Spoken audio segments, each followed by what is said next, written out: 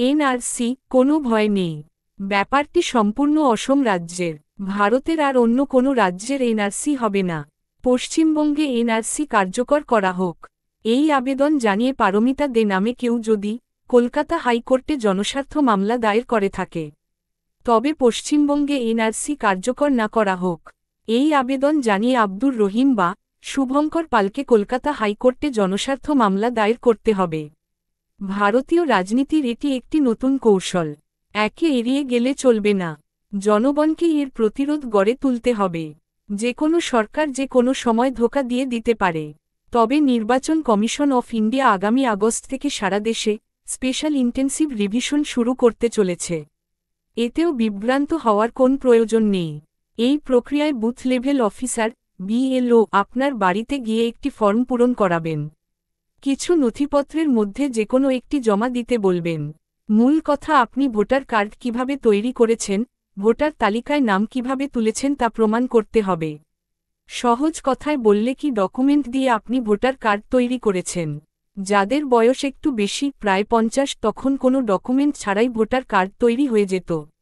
প্রায় 20-25 বছর থেকে আপনি ভোট দিচ্ছেন, তার যে কোন একটা ভোটার তালিকা দেখাতে পারলেই যথেষ্ট। তবে এটি করার পিছনে সরকারের প্রকৃত উদ্দেশ্য কী এবং মানুষকে বিভ্রান্ত না করে সহজভাবে করা যায় কিনা, সেটি জনসম্মুখে প্রকাশ করা নির্বাচন কমিশনের কৃতিত্ব।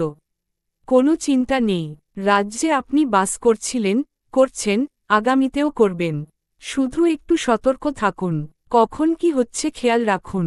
সম্প্রতি বিহারে যেটা ঘটে গেল, 26 লক্ষ ভোটার বিহার ছেড়েছেন বা অন্য বিধানসভা কেন্দ্রে চলে গেছেন।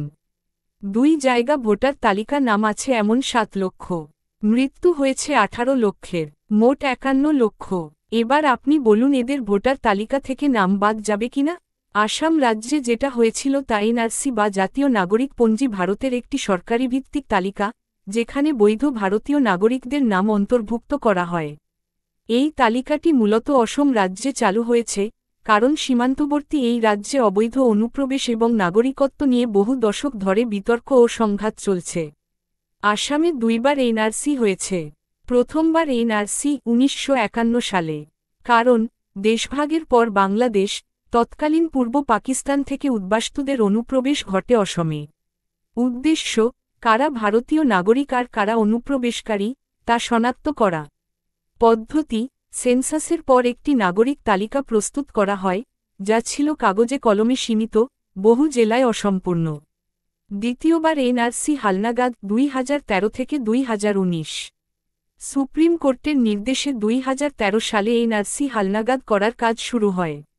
চূড়ান্ত এনআরসি প্রকাশিত হয় 31 আগস্ট 2019। চূড়ান্ত তালিকায় নাম অন্তর্ভুক্ত হয় 3.11 কোটি মানুষ, যাদের নাম বাদ পড়ে প্রায় 19 লক্ষ মানুষ। এনআরসি 2019 সালের বৈশিষ্ট্য। 1971 সালের 24শে মার্চ ছিল কাট অফ ডেট। যারা এর আগে আসামে বসবাস করছেন বা ভারতীয় নাগরিক বলে প্রমাণ দিতে পারেন, তাদের নাম এনআরসিতে নতুনভাবে অন্তর্ভুক্ত করা হয়। ডকুমেন্ট ভিত্তিক যাচাই, জন্ম সনদ, ভূমির দলিল, ভোটার তালিকা ইত্যাদি যাচাই করা হয়। ধন্যবাদ। সুস্থ থাকুন, ভালো থাকুন, প্রতিবাদী থাকুন, আওয়াজ তুলুন।